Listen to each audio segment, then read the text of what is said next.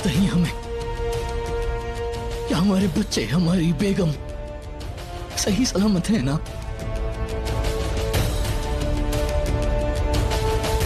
कुछ बोलिए रुकैया बेगम, हमारा दिल बैठा जा रहा है, कुछ बोलिए, बताइए हमें। वो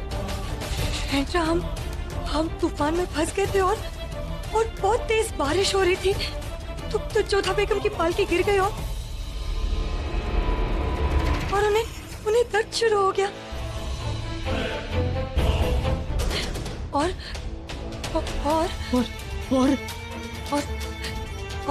क्या? खुदा के लिए बताइए, और क्या?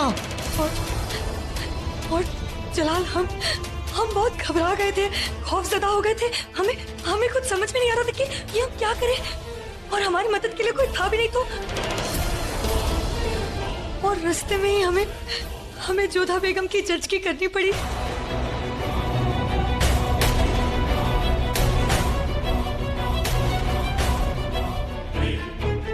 और बच्चे वक्त से 1 महीने पहले ही पैदा हो गए।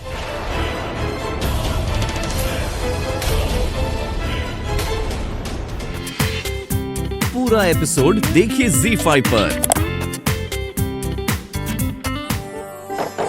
अरे कौन है? चैन से लाली सुरमा भी नहीं लगाने देते। कौन?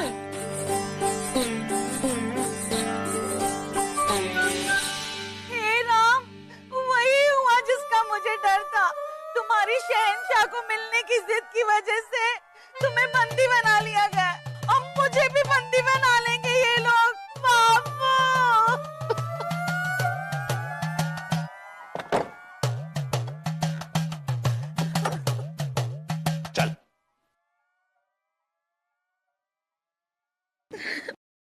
अपने बापू को क्यों याद कर रही है भाग्यवान? उनको याद नहीं करूं तो किनको करूं? तुम्हें तो ले जाएंगे बंदी गृह में, हमें अपने बापू के घर जाके तो रहना होगा ना। ना मैं बंदी गृह जाऊंगा ना तू अपने बापू के घर जाएगी। मैंने अपना वादा निभा दिया। मैं दरबार भी गया था और शहंशाह से भी मिला। सच्ची? अब वचन के अनुसार पूरे 1 महीना तक तू मुझसे कोई बहस नहीं करेगी। बहस नहीं करेंगे तो हमारा खाना कैसे बचेगा? और तुम्हारे वचन का क्या हुआ? रानी के कुंडल लाए क्या? आया हूँ भगवान। शहंशाह मुझसे बहुत खुश थे। उन्होंने मुझे दरबार में नौकरी भी दे दी है। बहलाओ मत, कुंडल कहाँ है? यही तो था। हाँ, ये रहा। ये ले लो भगवान, लेकिन पहनना मत इसे। क्यों? शहंशाह ने एक शर्त रखी है। ये कुंडल पहनकर अगर तू बेगम से ज्यादा खूबसूरत लगी तो तुझे और मुझे दोनों को सूली पर चढ़ा देंगे। उससे ज्यादा ये कौन जानता है कि तू कितनी खूबसूरत है। बिना कुंडल पहने ही तू सारी बेगमों से खूबसूरत है। कुंडल पहन लेगी तब तो आफत मच जाएगी। मैं बेचारा मुफ्त में मारा जाऊंगा। चलो, रहम किया तुम पे। नहीं पहनूंगी कुंडल। फिर इन कुंडलों का क्या करेंगे? हाँ, ये भी एक समस्या है। अगर इन कुंडलों को पहनोगी तो सूली पे लटका देंगे, और नहीं पहनोगी तो शहंशाह नाराज हो जाएंगे कि इतनी महंगी भेंट का अपमान किया। मैं एक काम करता हूँ, ये कुंडल ही शहंशाह को वापस कर देता हूँ। इतना महंगा कुंडल है, कहीं चोरी हो गया तो क्या करेंगे? कभी कभी तो तुम भी समझदारी की बात कर लेते हो। तुम थक गए होगे ना, हम खाना बनाते हैं।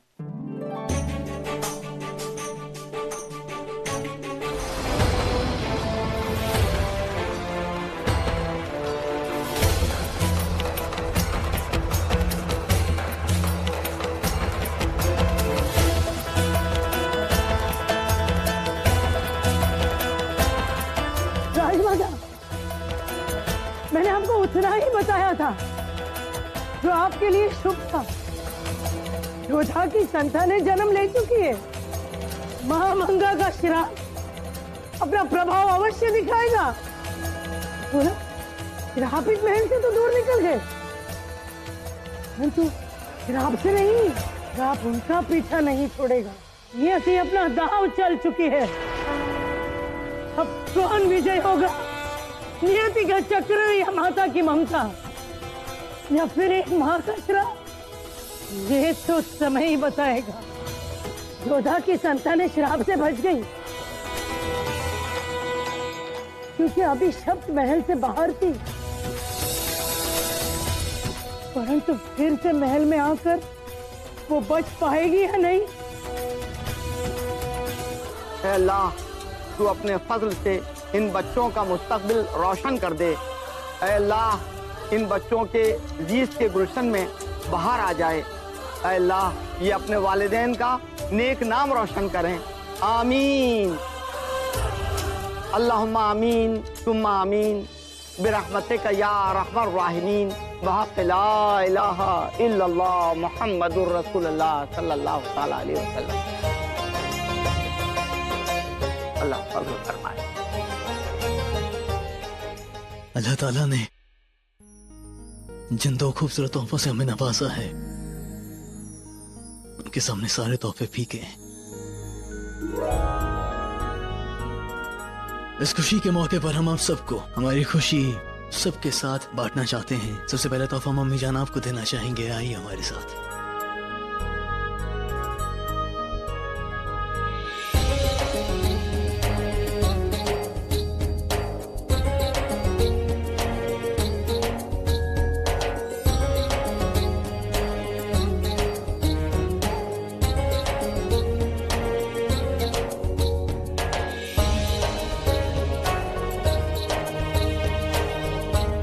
खजाने के दरवाजे खुलवाकर गरीबों में खैरात बंटवा दी जाए और कैदियों को रिहा करवा दिया जाए।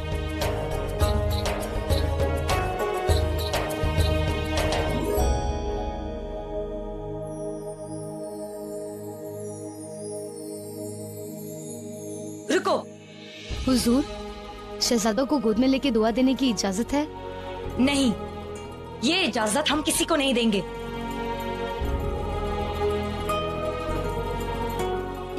दरअसल हकीमा साहिबा ने हमें ताकीद दी है। ओह, ऐसा है तो हम शहजादों का दूर से ही दीदार कर लेंगे। बेहतर है। और हाँ, अपना तोहफा ले जाना मत भूलना। शुक्रिया।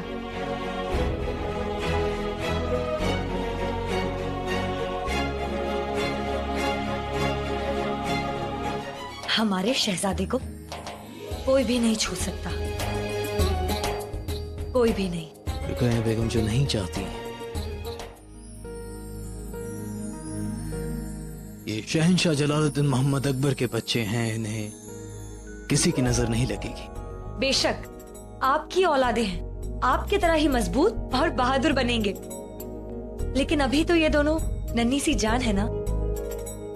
ऐसे खुदा ना करें कि कभी हमारे बच्चों पर कभी भी कोई मुश्किल आए, लेकिन अगर कोई मुश्किल आती भी है तो पहले उन मुश्किलों को उनके वालिद साहब का सामना करना होगा।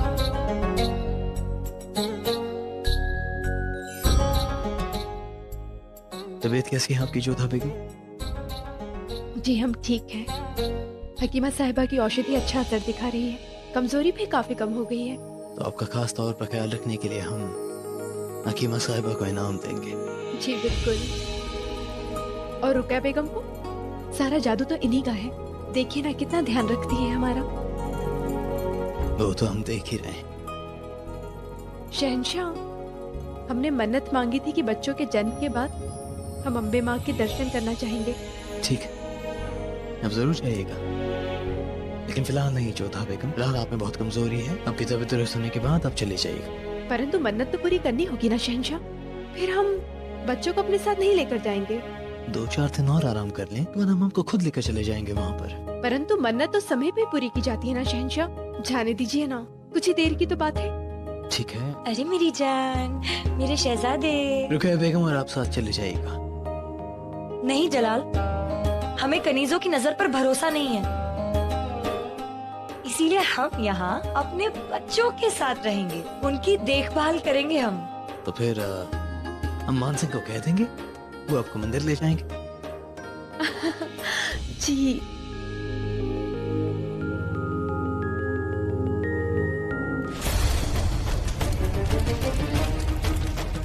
हे ईश्वर, लगता है वो अग्नि ले चुकी है। हमें स्वयं दरवाजा तोड़ना पड़ेगा।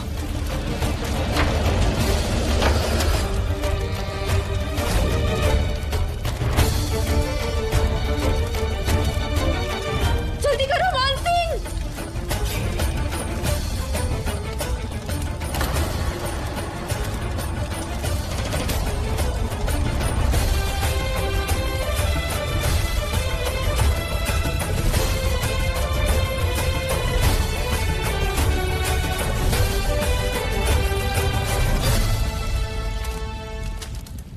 क्या कर रही थी आप?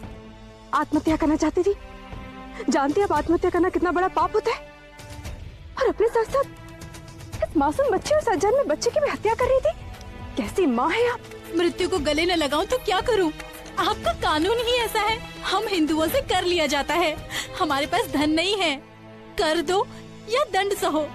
कर से छुटकारा पाने के लिए धर्म छोड़कर इस्लाम स्वीकार करो। कर में भर नहीं सकती और मैं अपना धर्म छोड़ना नहीं चाहती। मृत्यु को गले न लगाऊं तो क्या करूं? आप लोग को जरा भी दया नहीं आती हम पे। हमारे पास जो होता है सब छीन लेते हैं आप लोग। अब क्या मैं अपनी इच्छा से मर भी नहीं सकती? क्या करें रामधनु पांडे? हाँ, मेरा मतलब है तान से। लगता है हमारा साथ विधाता नहीं लिखा है। वहाँ भी राजा रामचंद्र जी ने मुझे नियुक्त किया था और यहाँ बादशाह ने मुझे रख छोड़ा है। अच्छा, परंतु शहंशाह ने तुम्हें क्यों रखा है? तुम यहाँ कौन सा तीर मारने वाले हो महेश दास? तुम संगीत के महारथी हो और मैं बातों का योद्धा। महल का माहौल खुशनुमा बना रहे इसलिए बादशाह ने मुझे यहाँ नियुक्त किया है। फिर मुझे नहीं लगता महेश दास कि तुम्हारी यहाँ पे कोई आवश्यकता है। क्यों भला? क्योंकि शहंशाह को प्रसन्न करने के लिए उनके बच्चे हैं। हमारा संगीत है। तुम्हारा संगीत भले ही शहंशाह को प्रसन्न कर दे, उनका मनोरंजन कर दे, परंतु मेरी बातें बेगमों का मनोरंजन करती हैं। मुझे देखते ही उनके चेहरे पे मुस्कुराहट आ जाती है। महेश दास, वो तुम्हारी बातों पे नहीं हंसती, तुम पे हंसती है। तुम्हारा वेश, तुम्हारा चेहरा देखकर किसे भी हंसी आ जाए। मुझे आश्चर्य है रामतनु पांडे, अब तक आपको मुझे देख के क्यों नहीं हंसी आई? क्योंकि संगीत एक गंभीर विषय है, साधना है। अजी काहे की साधना? आपकी साधना ने मुझे परेशान कर रखा है। दीपक राग गाकर आग लगा देते हो। बताइए भला, आग लगाना भी कोई भले आदमियों का काम है? मल्हार राग गाकर बिन मौसम बरसात कर देते हैं। आप गाकर मौसम खराब कर देते हैं और मुझे हंसाकर सब ठीक करना पड़ता है। बात है ना?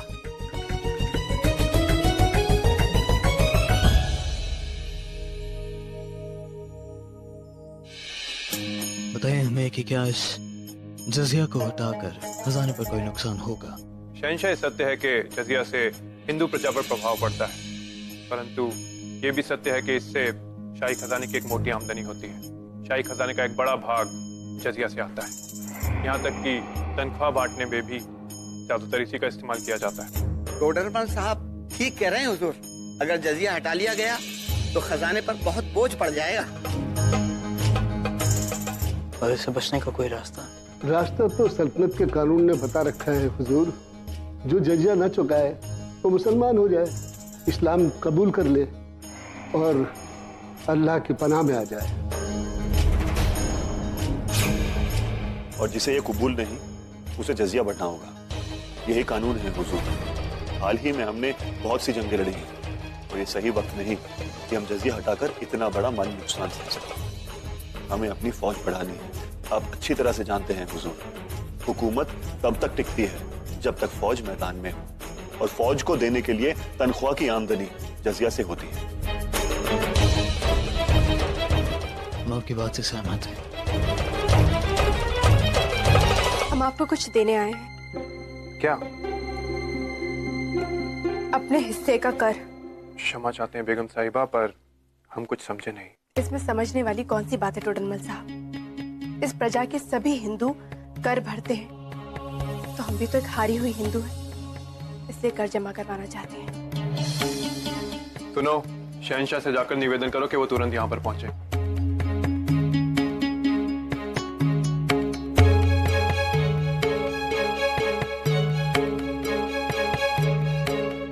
प्रणाम बेगम साहिबा।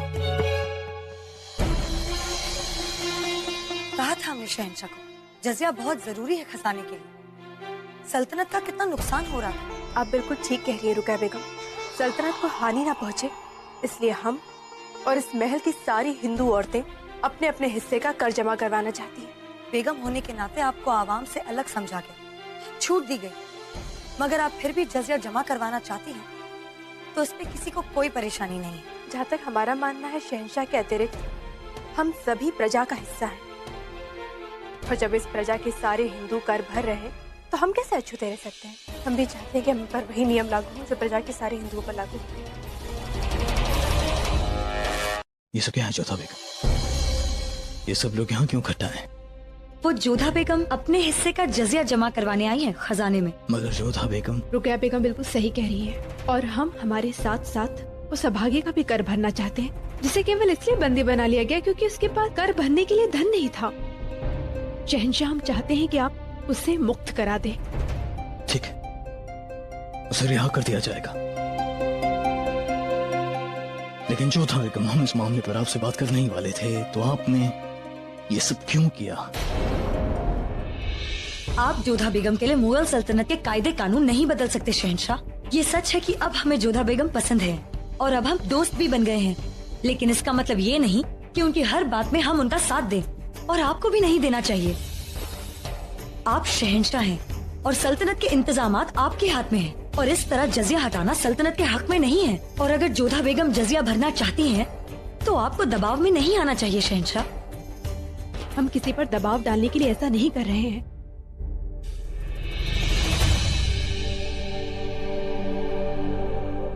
लेकिन जोधा बेगम,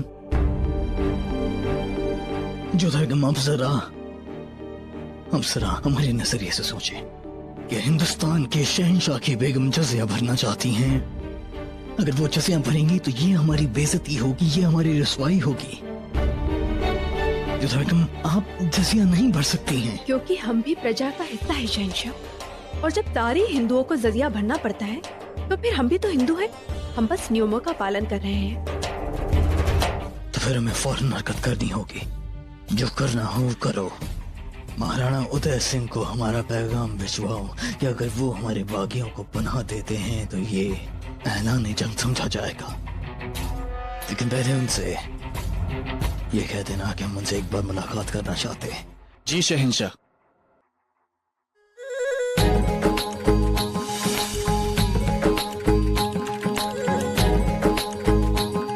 शहंशाह और सभी दरबारियों को मेरा प्रणाम।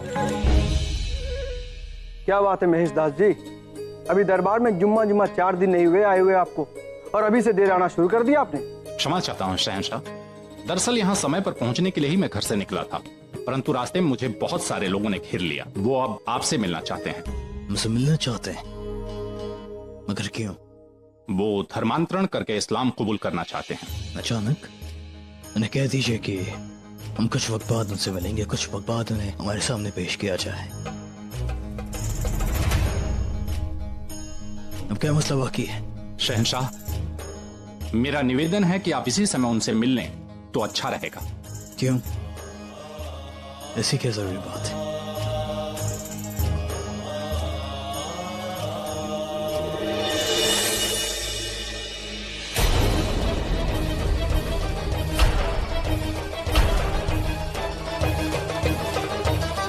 यहाँ तो सैकड़ों की तादाद में लोग आए हैं, और ये सब लोग इस्लाम कबूल करना चाहते हैं। जी हुजूर। तुरमल साहब, जाइए जाकर देखिए इतनी भीड़ में कहीं किसी के साथ कोई बदतमीजी ना हो। जी शहंशाह। समझ नहीं आता है कि अचानक इतने सारे लोग अपना मजहब बदलना चाहते हैं। क्षमा करें शहंशाह, एक बार आपने ही कहा था कि सभी धर्मों को समान दर्जा दिया जाएगा, किसी के साथ कोई भेदभाव नहीं किया जाएगा, किसी को धर्म परिवर्तन के लिए विवश नहीं किया जाएगा, और शहंशाह का हुक्म ही कानून होता है। पर मेरी समझ में ये नहीं आता कि एक ही सल्तनत में 2 तरह के कानून कैसे चल रहे हैं। मैंने मजबूर कौन कर रहा है? ये तो खुद आए हैं ना। गुस्ताखी माफ हुजूर, ये लोग अपने मन से ऐसा नहीं कर रहे हैं, बल्कि इन्हें मजबूर किया जा रहा है।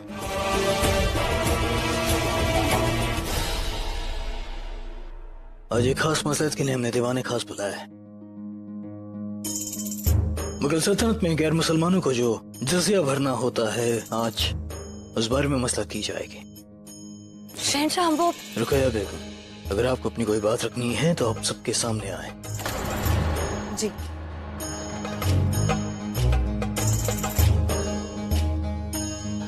मगर शहंशाह, आप ये पहले ही तय कर चुके हैं कि जजिया खत्म नहीं किया जाएगा। बेशक, और हम आपकी बात से इत्तेफाक रखते हैं रुकैया बेगम। हम भी किसी कानून को बदलना नहीं चाहते हैं। महेश दास जी, जो लोग आपके साथ आए हैं उन्हें कह दीजिए कि हम अपना फैसला नहीं बदलेंगे, या तो वो जजिया भरे या फिर इस्लाम कबूल करें। शहंशाह, यदि ऐसा है तो हमारी भी आपसे एक प्रार्थना है। ठीक है जोधा बेगम, आप सबके सामने अपनी बात रख सकती हैं।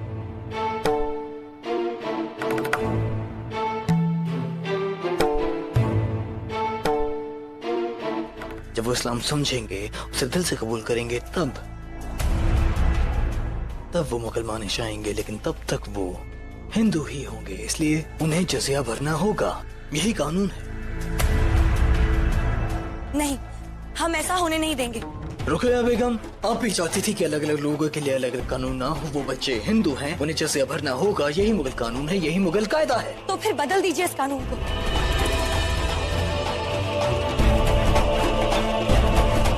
क्योंकि सिर्फ जजिया से बचने के लिए मुसलमान हो जाना गलत है। वो दिल से नहीं, मजबूरी से इस्लाम कबूल करेंगे। हम यही तो आपको समझाना चाहते थे रुकैया बेगम। खैर, अगर आप ये आपकी ख्वाहिश है तो हम इसे पूरा किए देते हैं। आज के बाद किसी को भी जजिया नहीं भरना होगा। हमारे मुगल सल्तनत में एक हिंदू और एक मुसलमान एक बराबर समझा जाएगा।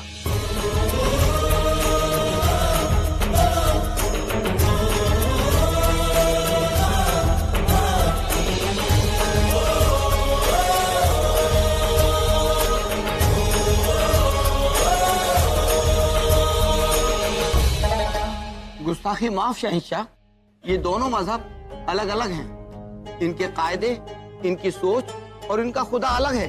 फिर इन्हें एक ही तराजू में कैसे तोला जा सकता है? अगर शहंशाह की अनुमति हो तो इस प्रश्न का उत्तर मैं देना चाहता हूँ।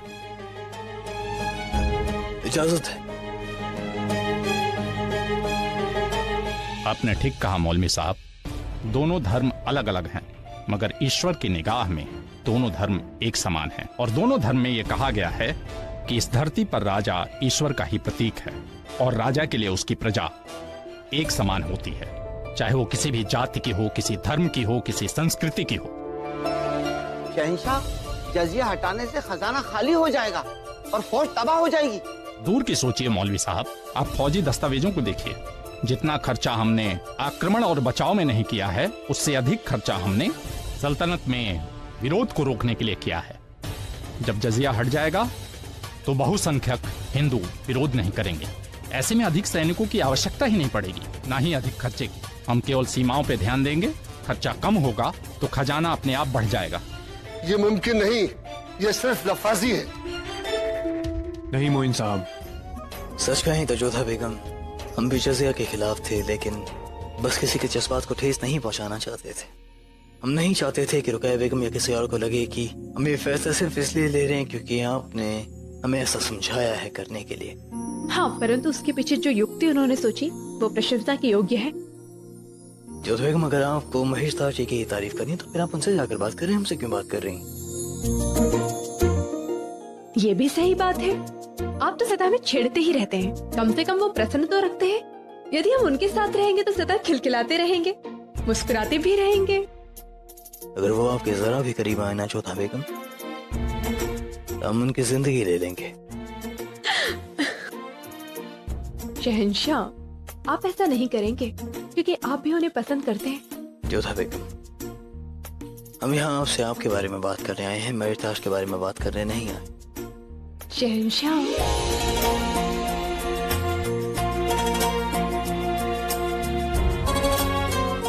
यूँ तो आप सदा हमें छेड़ते रहते हैं। आज हमने थोड़ा सा छेड़ दिया तो रुष्ट हो रहे हैं। हमें आपके सामीप्य के अतिरिक्त किसी का साथ पसंद नहीं है। आपका स्थान कोई भी नहीं ले सकता है शहंशाह, कोई नहीं। हमारे बच्चे भी नहीं ना। यकीन मानिए, हमारा या हमारे बच्चों ने भी हमारी जगह ली तो हमें उनसे भी जलन होने लगेगी। इस विषय में हम आपकी कोई सहायता नहीं कर सकते। बच्चों को तो समय देना होगा ना।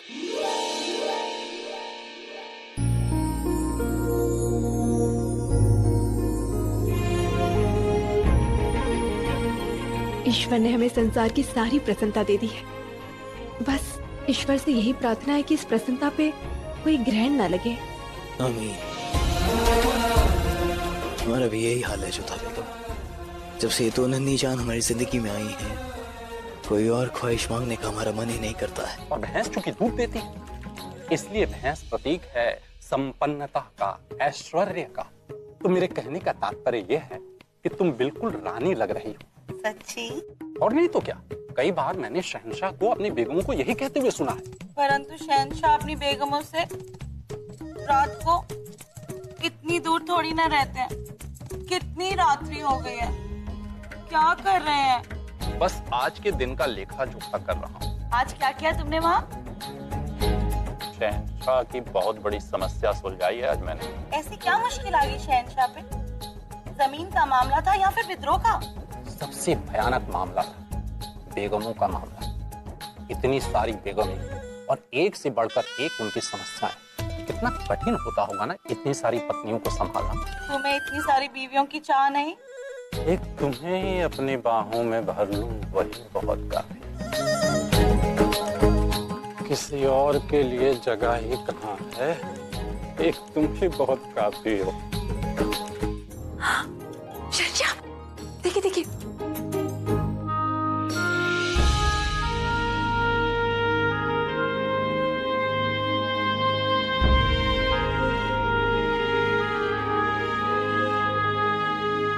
क्या हुआ शहंशाह? कुछ नहीं जोधा बेगम, आपको याद तो है ना कि इनमें से सिर्फ एक ही बच्चा आपका है।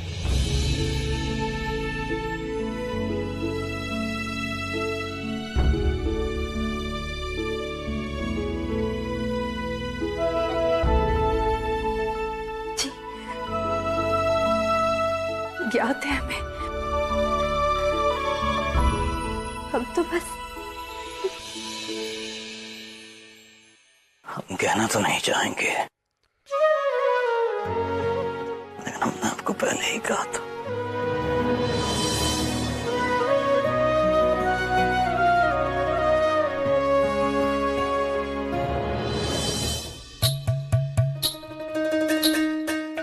आदाब शहंशाह। हम जानते हैं रुकैया बेगम आप यहाँ क्यों आई हैं। कहाँ थे आप? आपका बेटा हुसैन कब से आपकी प्रतीक्षा कर रहा था। अच्छा रुकैया बेगम बताइए, इन दोनों में से आपका बेटा हुसैन कौन है?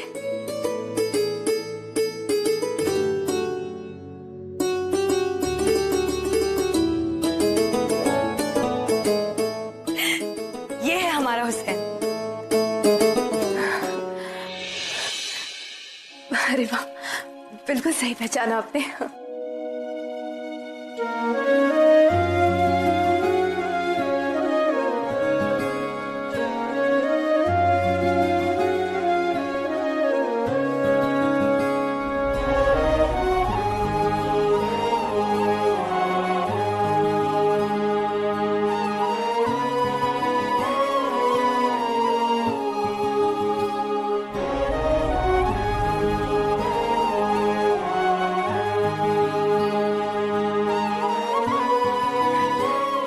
लाइए जोधा बेगम, इसे हमें दीजिए।